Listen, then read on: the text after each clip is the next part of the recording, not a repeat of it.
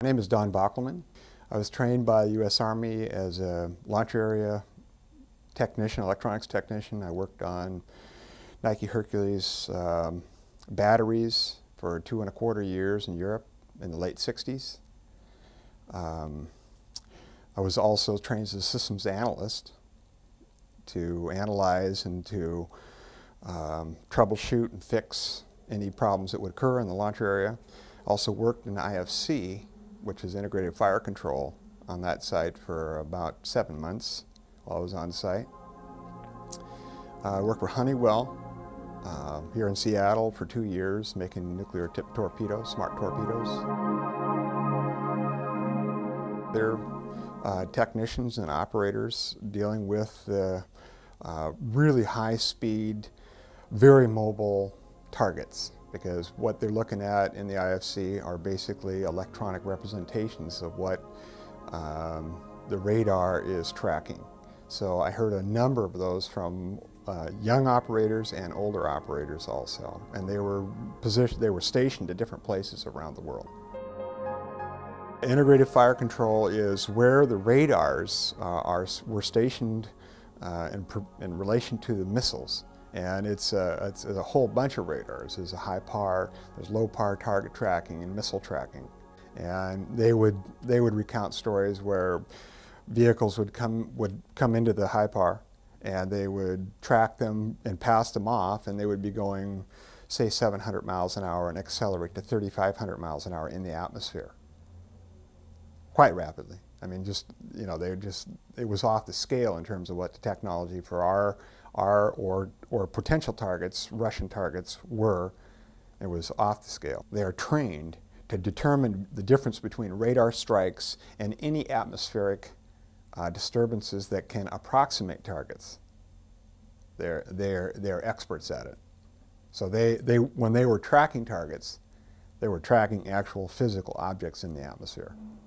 They were 100% convinced that they were physical targets that were in the atmosphere and were involved in a variety of different types of travel.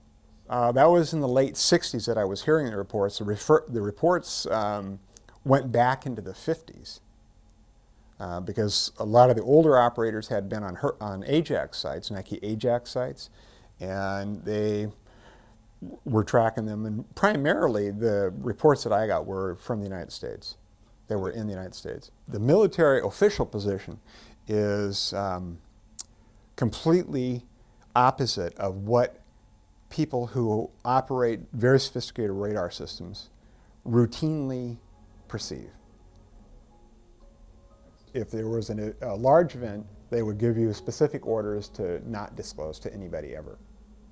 And one evening I was sitting in my living room, and it was in October of 1978, and I had all the lights off, and I was just sitting there just letting my mind wander, and quite abruptly, all of a sudden, four amber lights started shining in the room and filling it with diffuse amber light. And needless to say, I turned around quite rapidly to determine what it was that I was seeing. And there were 3 lights that were approximately equidistant from each other, and a 4th one off of the equidistant spacing a little bit, but in the same plane. Anyway, after I saw this object, this jet came from the west, due west, and I'm very well oriented, while I was standing on the back porch of my house, and attacked and fired a missile, an air defense missile. As it turned out, it was a high explosive missile right at the target. And one of the things that I was doing outside of observing it is trying to ascertain approximately how far it was away from me. Well, as soon as the jet launched the missile, because of my experience in air defense, and I know that we have air-to-air missiles that have nuclear warheads, I ducked behind my back porch so that I wouldn't get blasted with the alpha and beta particles, because they blind you and they burn you horribly. And I ducked behind it, waited for a period of time. There was no nuclear explosion, so I went so I could view the object again. Shrapnel was falling to the ground. It had exploded, and the object was accelerating away at a mind-boggling speed away from where the transaction occurred. This event occurred, the actual attack on the craft occurred about 10 miles east of Cedar Woolley. I'd say about 3 miles north of the area called Lyman Hamilton. It's on the Skagit River in northwest Washington state.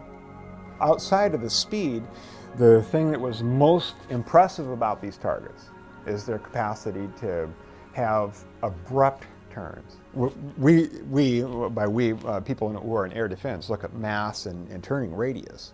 Well, we had nothing that was capable of matching their capacity for minuscule turning radiuses. I mean, we're talking about virtually no radius turns at high speeds, 2,000 miles an hour, right angle turn. Just pew. Not only turns, but descents and ascents, where they would descend rapidly. It didn't seem to make any difference to them in which direction they went. At 11:14 in '98, November 14th, '98, I was sitting in my front room again. Only this time I was watching a movie. The lights were off in my house.